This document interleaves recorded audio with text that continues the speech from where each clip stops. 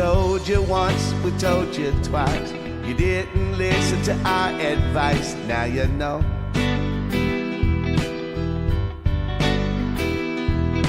You had to find out for yourself. You wouldn't listen to no one else, now you know.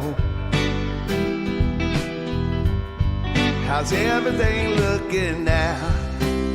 Oh, from the outside after all that's been going down. Are you ready to see? You thought you had it all figured out. It looked different inside your mind. We're just trying to save you from some misery, yeah.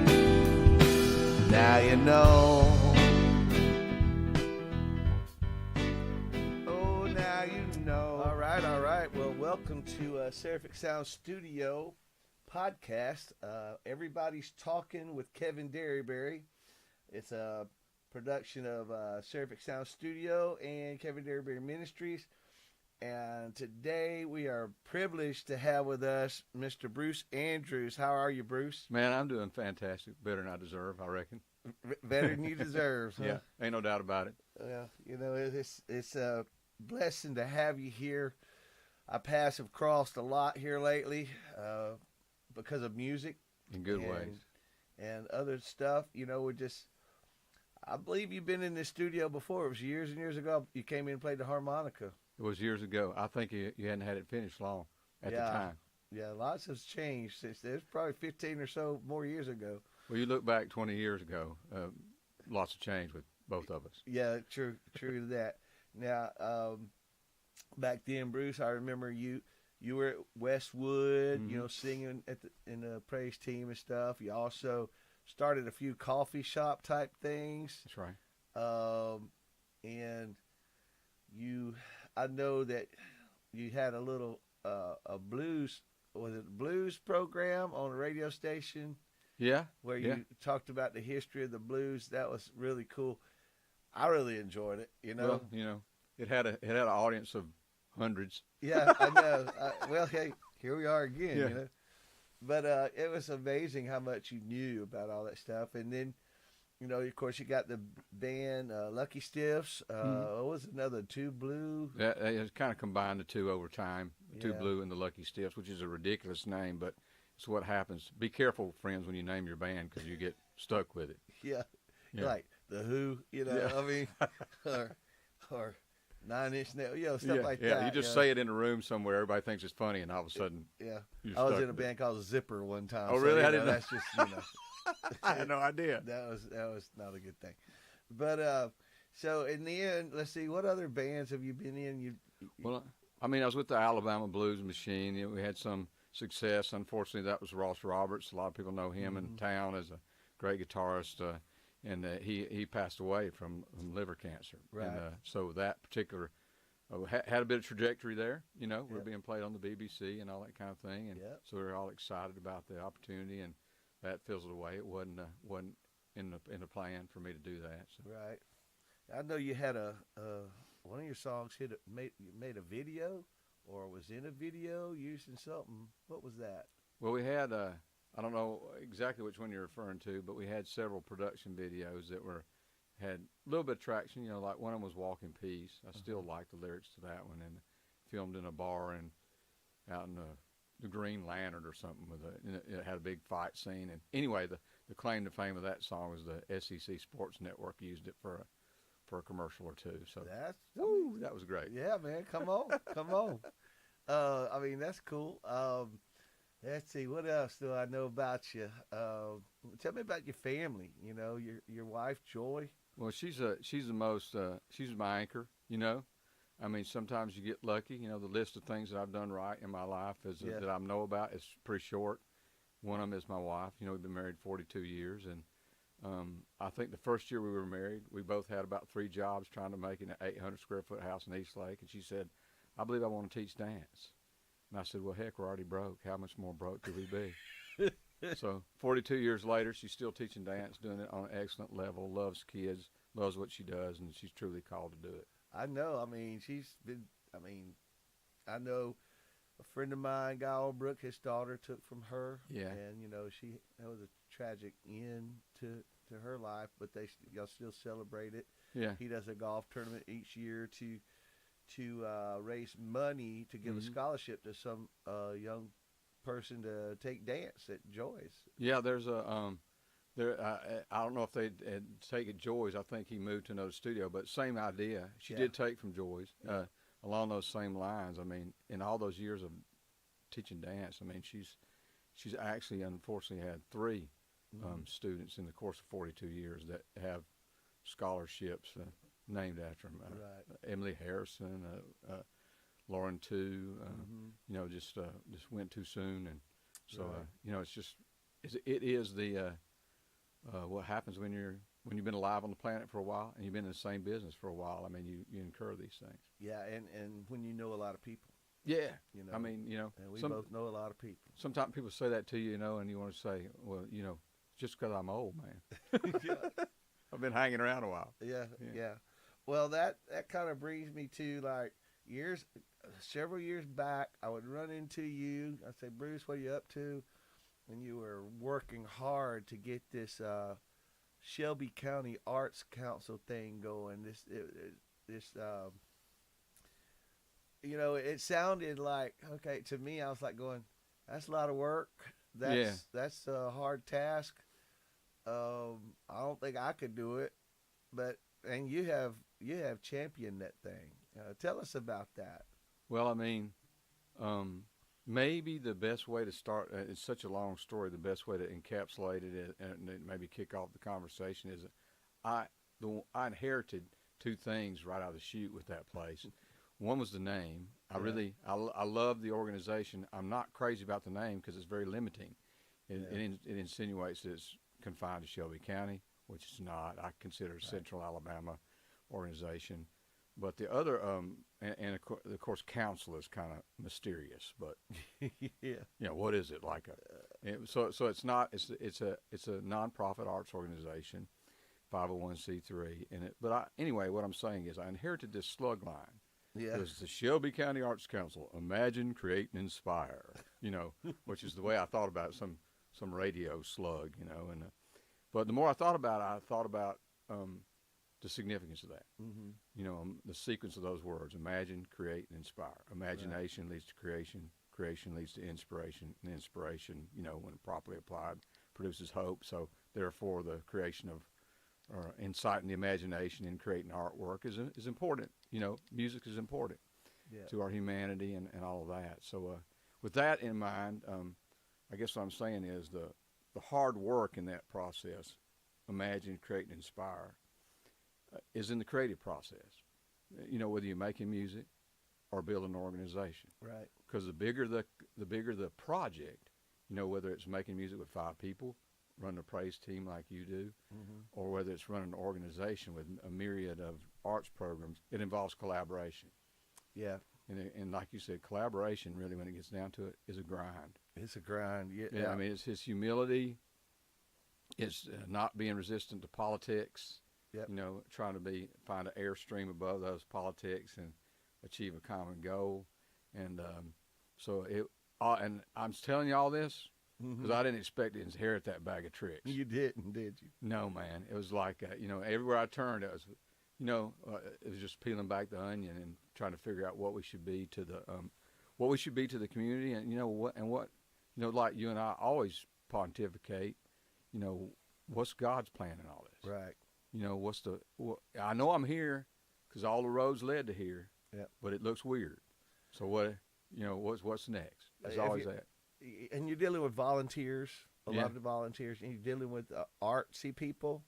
Yeah. And we're. It is proverbial herding cats. Yeah. Yeah. But I love it. You know, we have visual arts programs, as you know. Yeah. And, of all kinds, and music, and there's some things we don't do, but we do a whole lot: art and music lessons, and outbound programs to special needs and at-risk kids, and so it's just the task list. I got task lists of task lists. Yeah, you're a busy man. Of task lists. Mentally, I'm pretty stretched, man. Yes. You probably tell.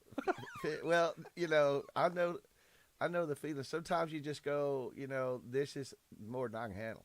Yeah. And I just, a lot of times I'll just pray and say, God, hey, with the church, dealing with 25, 30 volunteers. Yeah. And having to have it done very well every Sunday.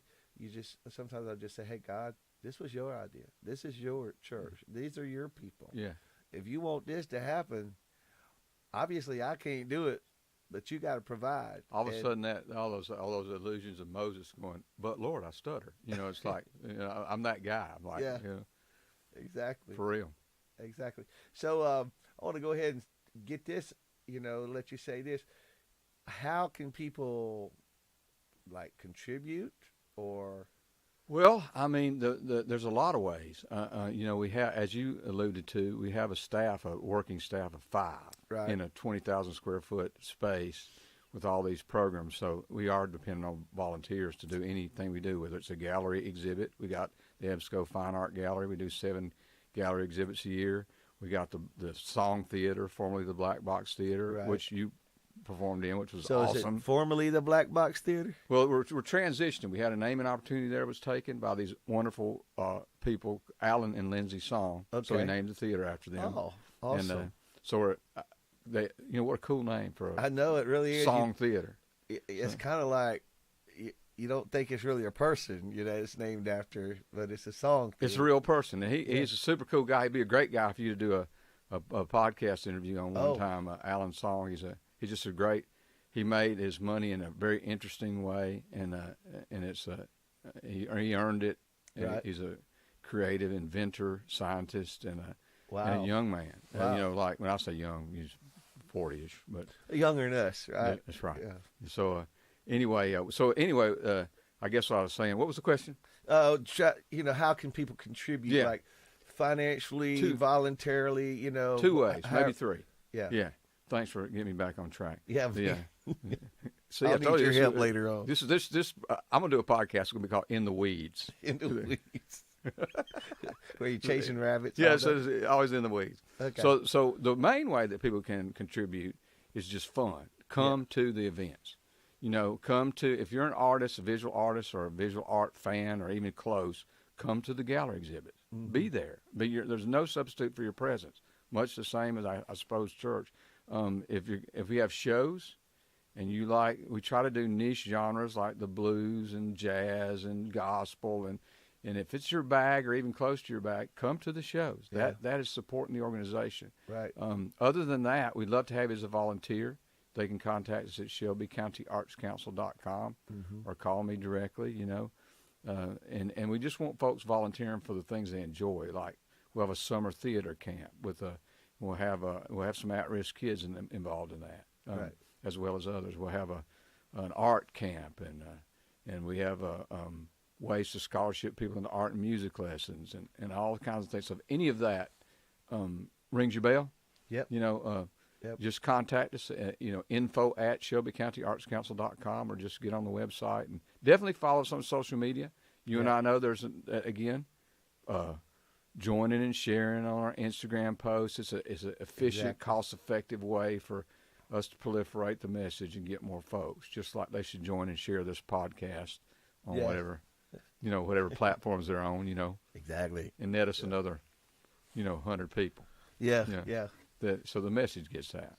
Well, I know there's a lot of history there too. I mean, when y'all were breaking the ground and digging up around there, you found all kind of really, really cool stuff like millstones. Yeah.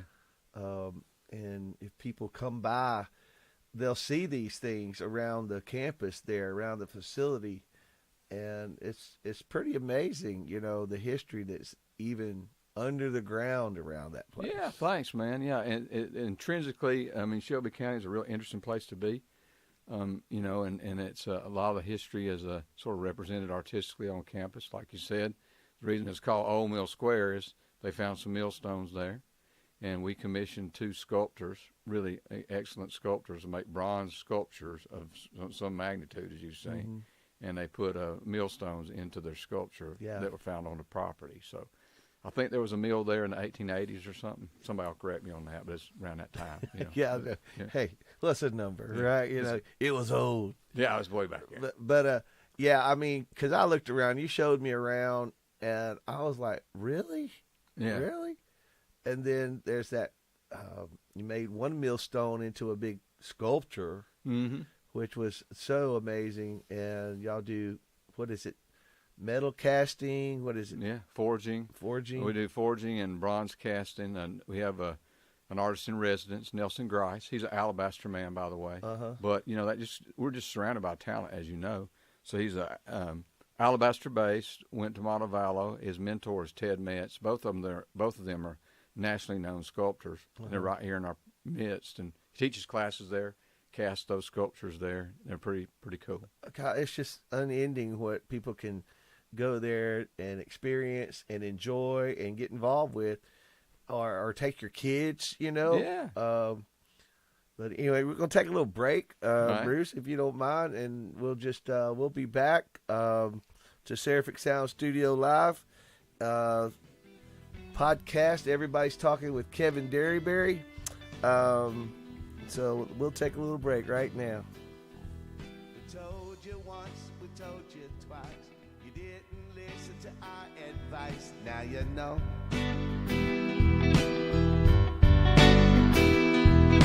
You had to find out for yourself. You wouldn't listen to no one else. Now you know. How's everything looking now? Oh, from the outside after all that's been going down. Are you ready to see? You thought you had it all figured out.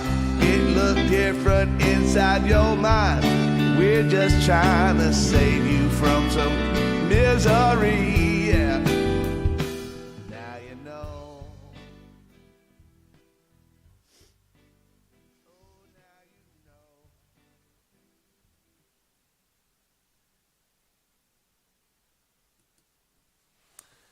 All right, welcome back to Seraphic Sound Studio podcast.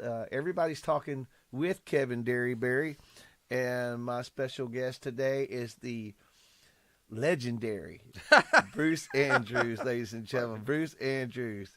So I tell you what, I wish we could have captured all the stuff we talked about during break, because it might have bored other people, but we're having a good time. Yeah, I mean, we have no loss for conversational topics. So, just a couple of more questions about, the process of getting the Shelby County Arts Council facility and all that. Mm-hmm.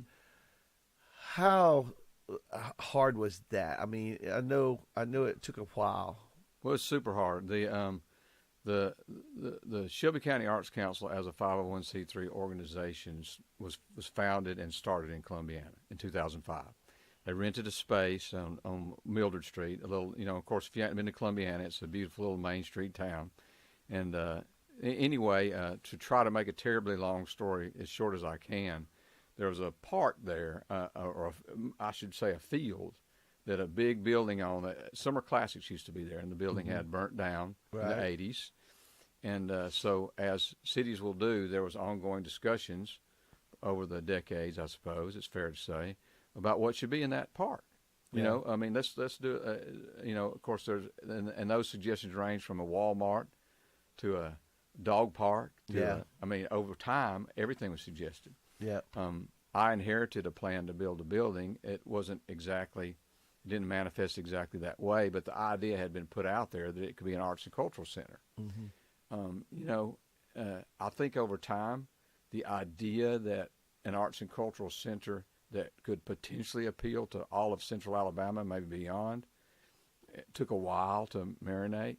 And so I guess the shortest answer I can give to you is that I felt like, as the executive director of the Arts Council, it was my job to try to champion the idea of an arts and cultural center being in Columbiana. And to be frank with you, I mean, it could have been any number of places at one point in time. Yeah. But I've always championed the idea of it being in Central Alabama, and specifically in Columbiana, Alabama. And so, really could never have been done without the city of Columbiana. Yep. and without the Shelby County Commission at the time and presently. And then if you walk into the Arts Council, there's, like many places, there's a whole bunch of plaques. Yeah. They're not meaningful to many people, but they are to me. The Alabama State Council of the Arts, the Blue Cross Caring Foundation, the Alabama Humanities, all, there's 30 or 40 of them, and they're all meaningful. They are. It wouldn't be there without them. That's right. And it's like we talked about earlier before the break. They're representative of that collaboration. And they're important. They are, and they see the importance of the mission. Yeah, and that's people who are willing to invest, and it's kind of like that old church pew that's got the plaque, donated or in memory of. It's not quite like that, but it's exactly like that. I mean, it's people want a legacy. Yeah, and they should want a legacy. Something that tells what you're interested in after you're gone. Yeah, and so there's that aspect of it for sure. Well, I think that it's in Columbiana. It's really cool. It's it's a beautiful little town. It's changed a lot. It's gotten obviously people are investing money in it. To make it an attraction. A destination place, Right. And I like that it's there, and it's not too far from here. No, it's not. People go to the beach. They go to. I'll give you a great example. I mean, in '85, there was an exit ramp south of Montgomery that was pretty nondescript. Now it's the Alabama Shakespeare Festival. Oh yeah. And so now it's a foregone conclusion that that's there, and it brings 20 million-ish to the regional economy and spinoffs. I mean, there's the best hotels are there. Yep. The best in around Montgomery, and it's an arts and cultural destination. But I guess my point is, it blesses the people that don't even care if it's an arts and cultural destination. Right? Yep. They might not give a hoot about Shakespeare or any kind of bard. Yeah. But they dig what it's doing for the local and that takes time. I know when people hear that, they go, "Well, you comparing Columbiana to?" Well, yeah, I kind of am, but I'm looking past my lifetime. Mm-hmm. Yeah. Mm-hmm. And it's kind of cool. It's located between Highway 280 and 65. Heck yeah. So it's not hard to get to. Look at the traffic on both of those. Yeah. We can capture 5% of those automobies. Yeah. We're doing right. Yeah. You get 1%, your parking lot's full. That's right, I man. Tell you. Well, so a few weeks ago, about a month ago maybe, I know a guy, one of my vocal heroes, Jimmy Hall, was scheduled to play several months ago. He was scheduled to play at the Black Box Theater, or the Song Theater. Song Theater. And so, I saw it and I went, I loved Wet Willie. He was the lead vocalist for Wet Willie. I opened up for them. It was it's been several years ago, a couple of times. And his sister, Donna Hall, was a friend of mine. Stan's wife. The Williettes backed me up on a couple of songs when I opened up for them. Yeah. It was like, at that point, I'm like, okay, Donna. A lot of young people out there keep on smiling. You Keep on smiling. Yeah. Weekend. That's right. Street Corner Serenade. Mm-hmm. And a whole lot more. Come on. Grits Ain't Groceries. That's right. I mean, that's a great one. But so I called. I said, Bruce, man, I need to get me some tickets. And he said, well, I'll give you some tickets. And I said, great, and then it got canceled because of COVID, and a couple of guys in the band, I think, got sick. And so then one day, a few weeks ago, I looked up, I said, oh, he's coming back. And so I called you and I said, hey, you should get my tickets. He said, well, it's selling quick, and I can get you a couple. You'll have to pay for them. And I'm like, I have no problem with paying for them. Right. I'm like, no kidding. I don't care as long as you got them. And then you said, what did you? I said, well, so I'm thinking in my mind, well, why don't I just make him earn them? Yeah. Said, hey man, you want to warm up for him?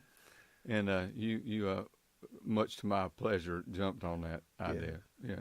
I was a little worried. I said, well, I mean, don't you need to ask Jimmy first, because, I mean, he was going to have the whole show. But when you called him, Yeah. checked with him. I did.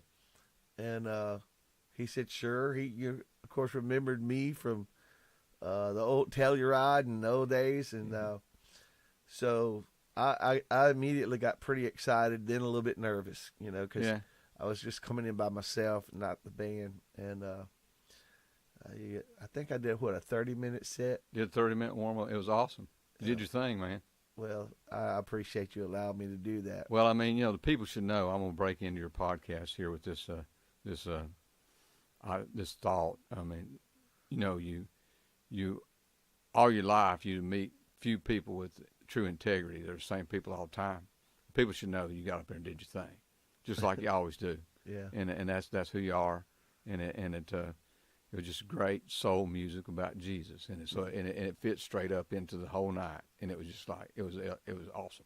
Yeah, I've written a lot of songs in my life, and so I said, okay, I got to fit the genre of what's going on tonight. So I took all my soulful rhythm and bluish songs that I've written, and they're all about Jesus. Yeah, these are songs I've written since Christ has changed my heart and. Wasn't off the CD Forbidden Fruit? No, it wasn't off of that CD Forbidden Fruit. Although musically, that was a great CD. I would say it was. Musically, it was very, very good. Yeah, Guy Albrook's first guy gave it to me. Yeah, I know. Yeah. It's like, okay, what was I thinking? Yeah. I wasn't. But the music was great. It was. And that was, of course, BC, right? Yes. Before Christ. And so, what a great name, though. I mean. Yeah, it was. And what's weird, I know I'm getting off subject, but a lot of the songs had to do with searching. Mm-hmm. And, I was at the time searching for peace, love, hope. And I found it in Jesus later on. He gave me a new song. Honest. He gave me a new song, and I've written hundreds since then about him. It's weird how I can write that many songs about the same subject, and before it was hard to write a song about anything. That you might want to write that down. Yeah. that was pretty good. A couple sentences bumped together right there, bro. Well, it's on tape now, so I probably won't remember it unless I listen back to it. Yeah, hopefully the record button's pushed. But so that night comes up, and I go. I'm just, I'm pumped about just seeing Jimmy Hall. Mm-hmm. Very nervous about opening for Jimmy Hall because I don't know. He's going to have this band, all these great Muscle Shoals, Swamper type musicians, and I'm just going to be up there with my piano. But I did my best, and I couldn't tell if the crowd really liked it because the lights were in my eyes. It was like it was pitch black. So, yeah. But I was. They liked it. Did they like it? Yeah. Well, I'm hoping that maybe I can get back and do the band there. I'd like to do that. Now that it's the song theater. Yeah, song theater. Yeah. But okay, so I know you got events coming up, people coming up and playing. Who you got coming? Yeah, let's see. I got the Sweet Tea Trio. Oh, yeah. We try to do things that fit in the theater, not only numbers-wise, but they're unique. Maybe if they're unique to the area and they're professional, have artistic value and all that stuff, genre's not important. And so they kind of fit that. There's a couple of Shelby County girls in that group. They've been signed on some level of publicity with Kid Rock and they've opened up for Keith Urban and so they're on a trajectory for a country pop alt country kind of thing. And so they'll be there April 8th. I'm going by memory here, so definitely check out the website. And then and in May, I have a band that I'm really fond of. Matter of fact, you're going to give away some tickets at your golf tournament. The Red Clay Strays. They'll be there in May. They're an interesting mix of gospel, southern rock, but they're young dudes, and they got a pretty good trajectory going as far as some hope in the music business. So Red Clay Strays, Sweet Tea Trio. God, I don't want to leave anybody out. Next weekend, I don't know when you release this, but a week from today, the acoustic Led Zeppelin, which is one of my favorite guitar players, Alan Barlow. Yeah. From Black Jacket Symphony of fame, I guess I can say that. Sorry, Alan, if I can't. Then Mark Lanter on the drums, Chris Kozak on the bass. Oh yeah. And John Campbell doing Robert Plant's one. He can nail it too. Does he? Which is a tall order. So but they'll be doing an acoustic show, which is like a lot of deep cuts. So if you're a lead head or you love that old classic rock and you want to go deep in a really good listening environment, that'll be a good show. It's March 25th. That is awesome. Now I know you have, if your child is interested in like music lessons, you have people who teach. That's right. Give lessons, and then you'll have recitals in the song theater. In song theater, yes, we'll have in April. We actually have a SCAC student recital, and I'll brag on the recitals a bit because we've probably grown to critical mass where we need to split off some recitals. Mm-hmm. We have classical. We have piano teachers who teach classical. We have others who have more gospel and jazz chops, and then we have some similarly with guitar. But the way it manifests when we do the recital, it might be somebody on the grand piano playing a Chopin piece, and then followed by a dude playing a hit from the Eagles on the, So it's a mishmash, Yeah. But we have about 50 students all combined currently taking piano, voice, guitar, drums, and then I think there'll be about 30 in the recital. So yeah, they can take, and I'll mention this. I don't say it in every format. If there's a problem being able to pay. Most of the time, if we have the funds, we're able to give them a path to a 2 or 3 month scholarship to kind of get them started, kick them off if they can fill out an application for us. That's beautiful. That's great, and that's why people need to support you guys. That's how we do it, bro. So that you can do that, and God, it just rises the community up. Yeah, we all rise together like that. Well, I want to say this: the place is great. Thank you, man. Walking around, look at the artwork. Certain times there are certain displays and exhibits and stuff going on. It's really, really cool. And if you go for one of these events, you can go see all this stuff. That's right. And now, when you see that there's an event coming to the Black Box Theater, you better get on it because the Song Theater. Thank you for catching that. Yeah, that's you awesome, need to jump on it because it's not.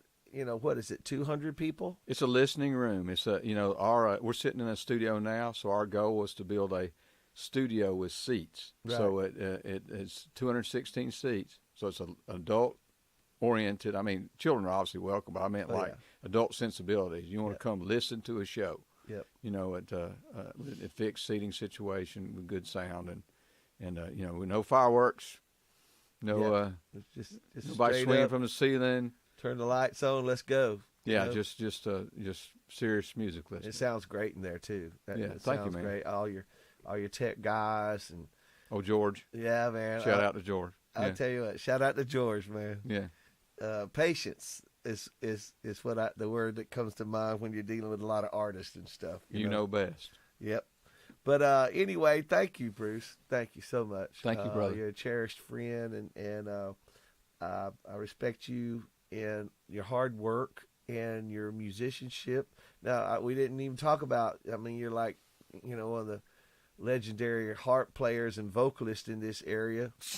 I think I might have a clip of me and you jamming at the theater. Yeah. I might throw that in between. Throw that in there. Yeah, I'll throw that in there.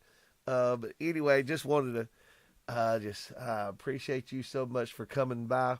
This has been Seraphic Sound Studio podcast. Everybody's talking with Kevin Derryberry. My special guest today was Bruce Andrews. You can watch this again anytime on YouTube and share it with your friends because it's incredible day to be able to talk with this just hard-working man who loves his community and loves the arts and the people involved with that. So be sure you tune in to Seraphic Sound Studio Live where we play music here every Tuesday night at 7:30. And we'll hope to see you again soon. Thank you, Bruce. Thank you, brother. Man, y'all share this thing. I love you, brother. Thanks. Love you back, man.